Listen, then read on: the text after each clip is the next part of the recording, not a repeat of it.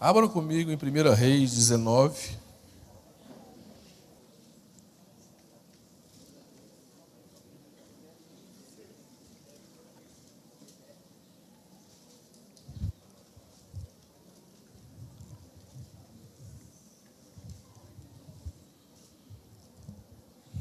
Acabe, todo mundo achou?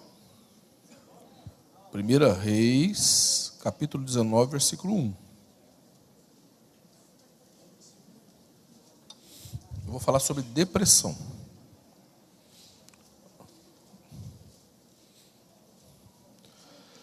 Acabe fez saber a Jezabel tudo quanto Elias havia feito e como matara todos os profetas à espada.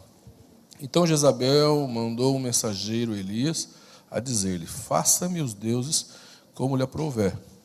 Se amanhã a estas horas não fizer eu a tua vida como fizeste cada um deles.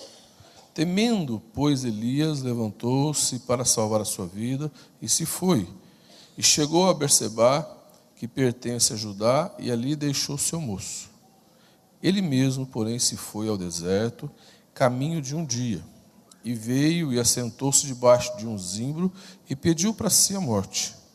E disse: basta, toma agora, Senhor, a minha vida, a minha alma, pois não sou melhor do que os meus pais. Deitou-se e dormiu debaixo do zimbro. E eis que um anjo tocou-lhe e lhe disse: levanta-te e come.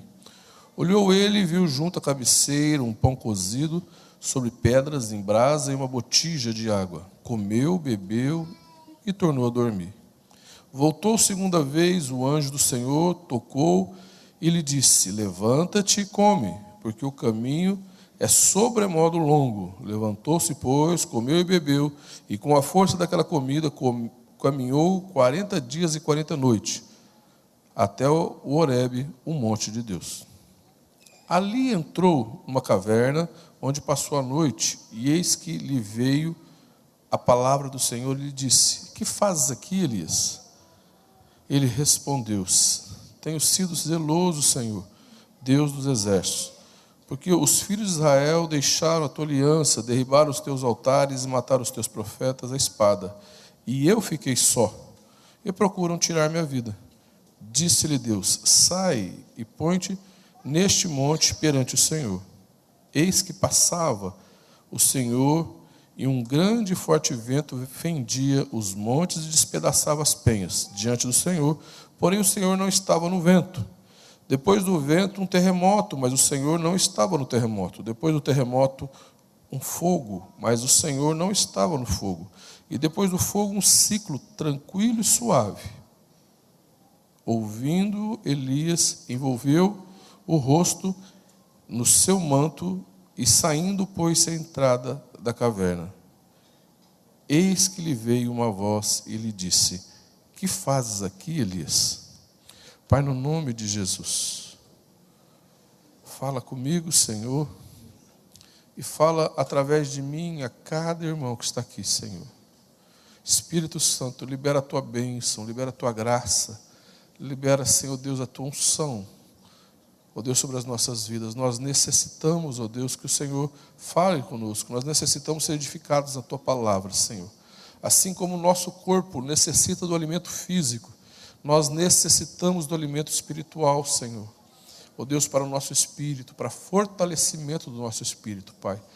Faça isso, Senhor. Ministra na minha vida e na vida de cada irmão que está aqui. Eu te peço em nome de Jesus. Amém. Elias, talvez foi,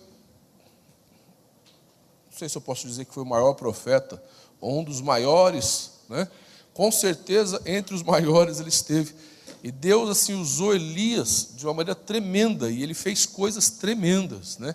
Elias foi uma pessoa de uma autoridade no mundo espiritual impressionante, né?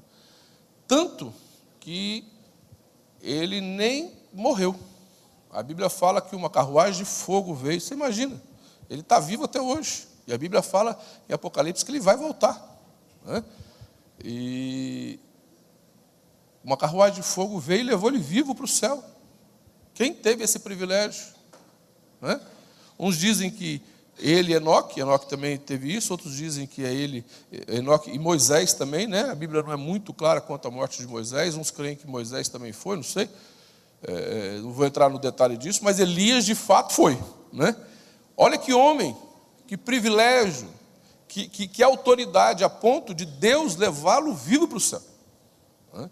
Então foi realmente um profeta e foi muito especial. Elias, ele, naquela época, Acabe, que era rei de Israel, casou-se com Jezabel, uma mulher terrível. Uma mulher que era terrível. E ela implantou idolatria em Israel para todo lado, colocou profetas de Baal para todo lado, sacerdotes de Baal. E Israel ficou devastado na idolatria, na destruição, por causa de Jezabel, que era uma mulher muito forte. Era uma mulher muito poderosa. Ela dominava o rei e o reino. E Elias então vai e enfrenta os profetas de Baal. Elias chama todos os profetas de Baal e diz assim: olha, nós vamos fazer o seguinte, vocês vão fazer um altar a Baal, e vocês vão colocar um cordeiro e vão orar.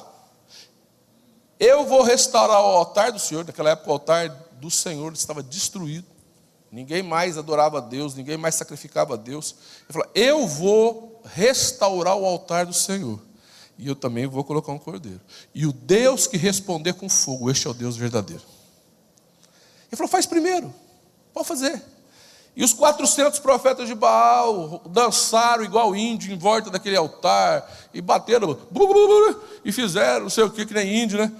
Para ver se vinha chuva, se vinha fogo, né? Em vez de chuva, não veio nada, né? E Elias ainda era irônico. Elias ainda era... Esse negócio de dançar, isso é brincadeira, viu, gente? Senão tem alguém que já vai achar que eu estou... Né? Não tem isso na Bíblia, não. Mas que eles se cortaram, eles pintaram e bordaram ali, tentando fazer com que Baal queimasse aquele altar, queimasse aquele cordeiro com fogo. E Elias ainda, ele é irônico. Ele fala assim: ora mais alto, quem sabe o Deus de vocês viajou ou está dormindo, né? Ora mais alto, né? E eles não conseguiram, e Baal não se manifestou com fogo. Aí ele restaurou o altar do Senhor. Ele diz assim: fique hoje sabendo que há um Deus de Israel. E ele ora. E antes disso, ele joga água. Ele manda encher, joga água, que a água lambe, derrama assim, ó, do altar, assim, que faz um rego. E aí ele diz: fique hoje sabendo que há um Deus de Israel. E ora, e o fogo vem, queima o sacrifício e até lambe a água que tinha descido pelo altar. Olha que experiência, olha que homem. E aí ele manda matar os 400 profetas de Baal. Mata tudo.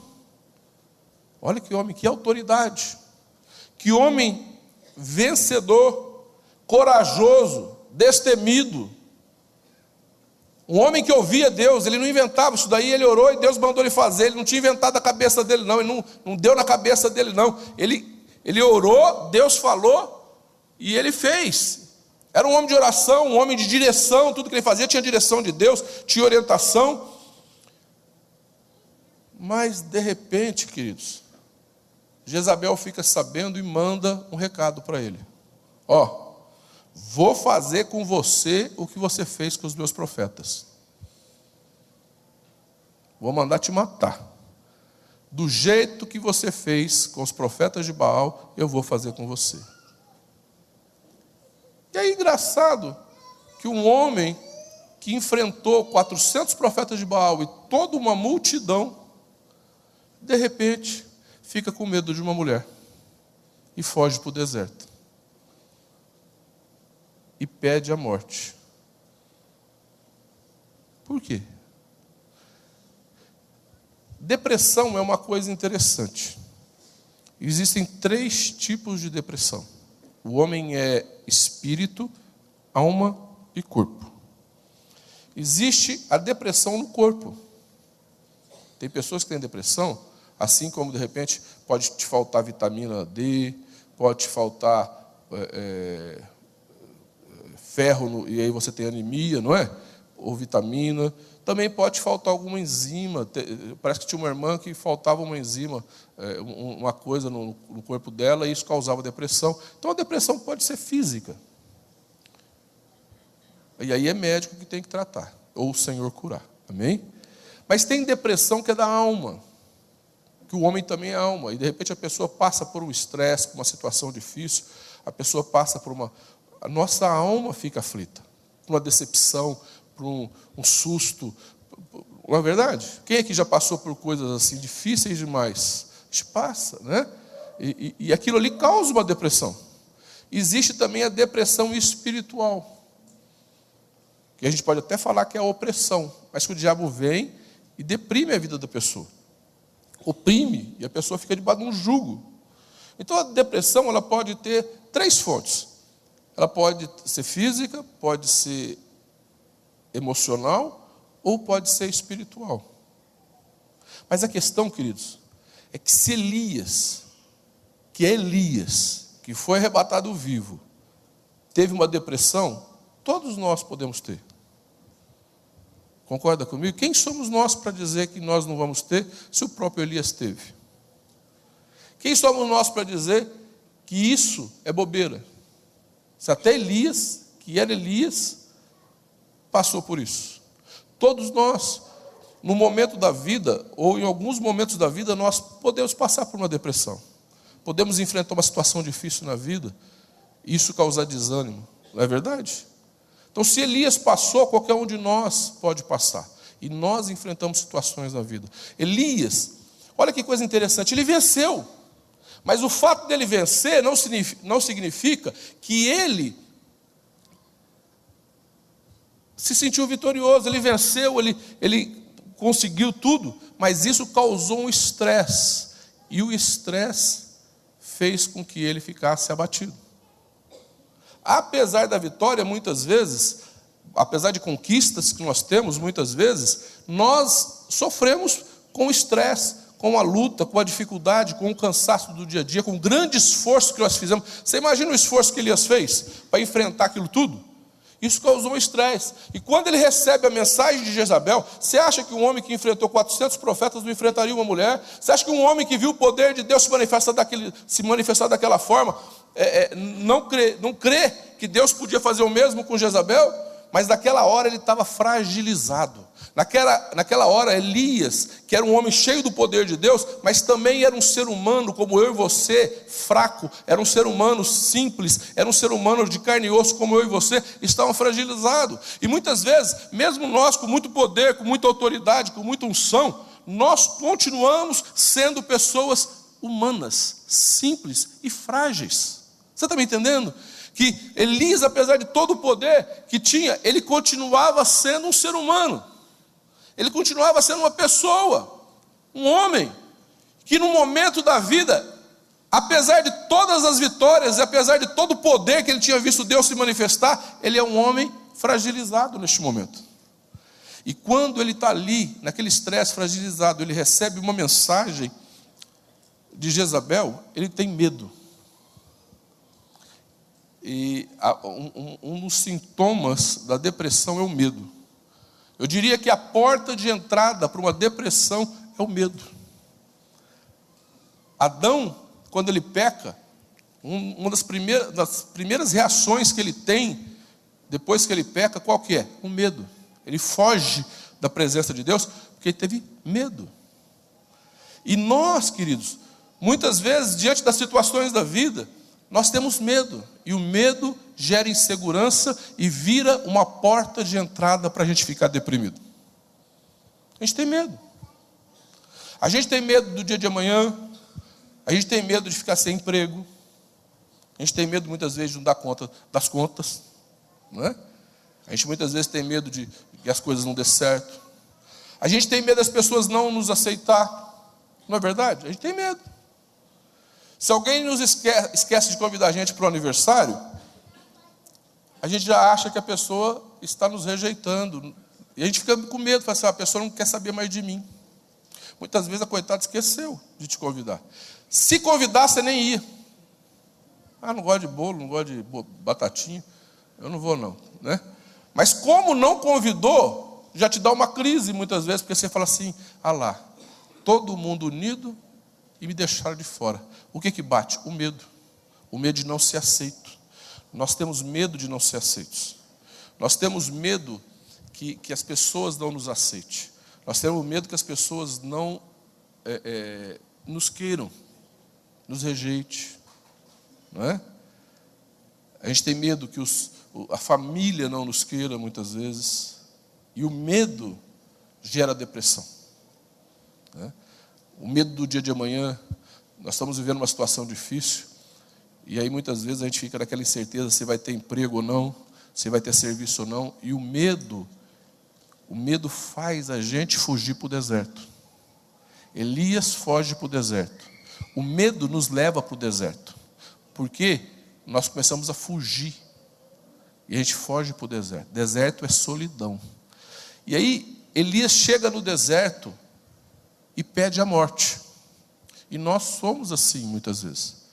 Nós fugimos para o deserto e começamos a pedir para morrer.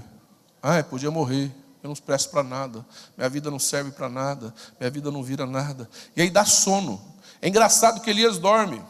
O anjo vem, acorda, dá as coisas para ele comer, ele dorme de novo.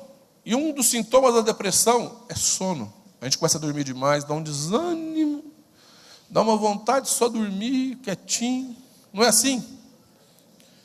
Não quer conversar, a gente fica naquele desânimo, aquela vontade de morrer, aquela vontade de sumir da vida. Não é assim? Elias passou por isso. Fala por mal que está ao teu lado, Elias passou por isso, irmão. Se você passou, está passando, você não é diferente dele. E aí, queridos, Deus manda um anjo alimentá-lo, impulsiona Elias para o monte do Senhor, Monte Horebe. Deus tira Elias do deserto e empurra Elias para o monte. Queridos, o deserto não é lugar para você morar. Deserto é lugar de passagem. Todos nós passamos por deserto várias vezes na vida, mas o deserto não pode ser a sua morada. E Deus mandou um anjo alimentar Elias e empurrar ele. Vamos, Elias, acorda, você vai ter que caminhar, meu filho, porque você vai para o monte. Monte significa a presença de Deus. Monte significa você estar diante. Horebe é o monte de Deus. Monte significa Deus na sua vida. Monte significa você estar servindo ao Senhor, na presença de Deus, fluindo na graça de Deus. Mas o que acontece? Quando Elias chega no monte, ele ainda está com depressão, e ele, em vez de buscar Deus, ele entra num buraco, entra numa caverna. E nós somos assim muitas vezes. Mesmo na presença de Deus, a gente muitas vezes entra dentro de uma caverna, a gente entra dentro de um buraco. A gente está no monte, já não está mais no deserto, mas a depressão está dentro da gente. E mesmo na presença de Deus, mesmo buscando ao Senhor, mesmo estando na igreja, a gente entra dentro de um buraco, entra na caverna. E Deus fala assim para ele: o que você está fazendo aqui, Elias? Estou sozinho, só fiquei eu. E aí, queridos,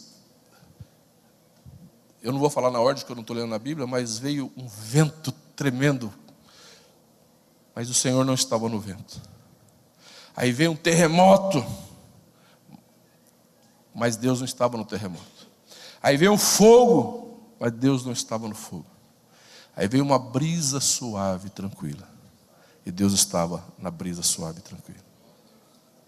E Elias então sai da caverna, se prostra diante do Senhor e derrama a alma dele na presença de Deus. Sabe por quê?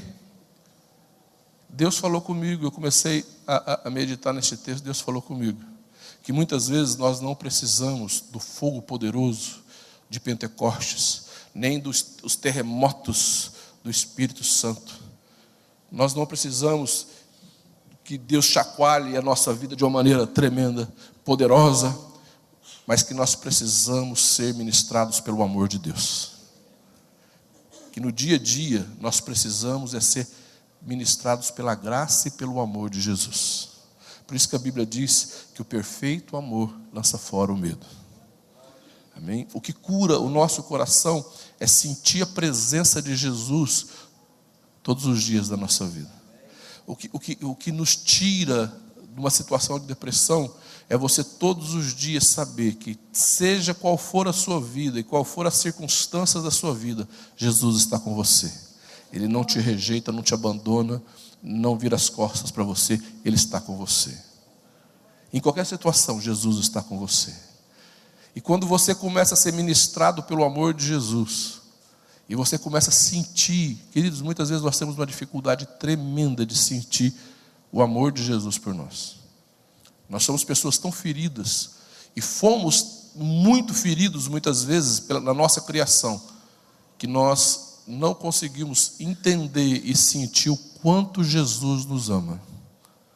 Mas se você não sentiu, ou se você não sente, Jesus te ama do mesmo jeito, sentindo ou não, Ele te ama. Se Ele não te amasse, não teria morrido na cruz por você. Se Ele não te amasse, Ele não teria te trazido até aqui.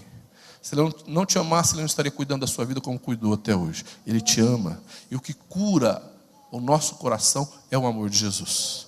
Agora, o que eu acho lindo é que Deus não chega para Elias e fala assim. Elias está lá no deserto, deprimido, fugiu da presença de Jezabel. Elias está lá, ai Jesus, oh Deus, eu quero morrer, oh Deus, eu estou sofrendo.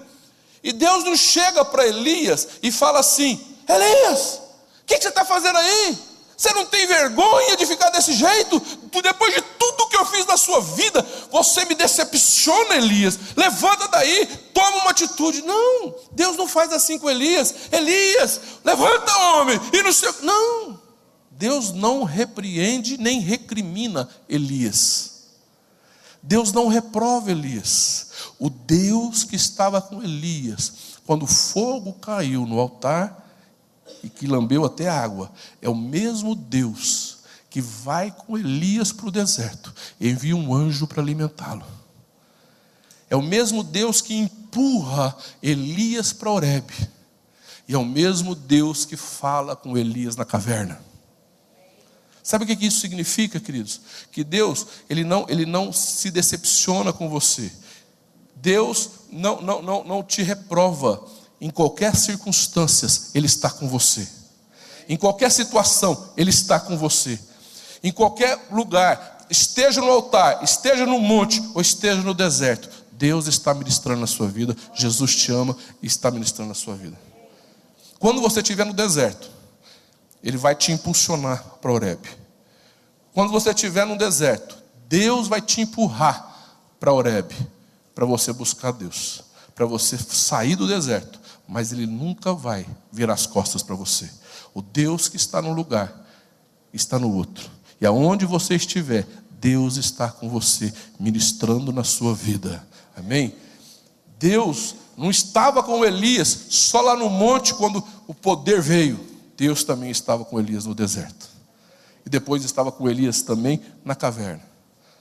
Deus está com você em qualquer situação. E o que cura o seu coração é você orar e sentir o amor de Jesus por você.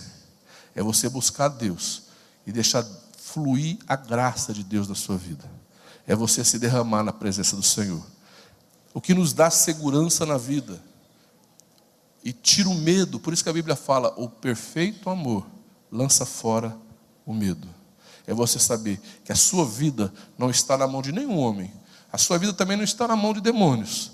A sua vida está na mão do Deus Altíssimo. E Ele cuida de você.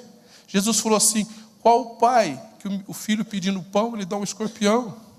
Ele fala assim: vós que sois maus, sabem dar boas coisas aos vossos filhos, quanto mais o vosso Pai Celeste. Ele está dizendo: não se preocupe, eu cuido da sua vida. Confia em mim, que eu estou no controle da sua vida. Em qualquer circunstância, eu não vou te reprovar, eu não vou te recriminar, eu vou estar com você. E vou sempre te empurrar para a presença, para Horebe, a presença de Deus. Amém? Por isso que o amor de Jesus é que cura o nosso coração. É a graça de Jesus que cura o nosso coração. É você se derramar na presença dEle e deixar o amor dEle fluir na sua vida. É que muda o seu coração, porque vai gerar confiança. Eu sei em quem tenho crido. e sei que Ele é poderoso para me guardar o meu tesouro. Amém? Você saber que o Senhor está no controle da sua vida. Em qualquer circunstância, louve o Senhor, porque Ele está no controle da sua vida. Se você está desfrutando do poder de Deus, louve ao Senhor, porque Ele está no controle da sua vida. Se você passou por um estresse, por uma situação, isso te deu depressão e te empurrou para o deserto, Ele está no controle da sua vida. Amém? Em qualquer circunstância, Ele está no controle da sua vida. E mesmo no deserto, Deus fala com você e ministra na sua vida, porque Ele te ama e Ele quer que você sinta o amor dEle, porque o amor dEle é que cura a nossa alma. Vamos ficar em pé, queridos.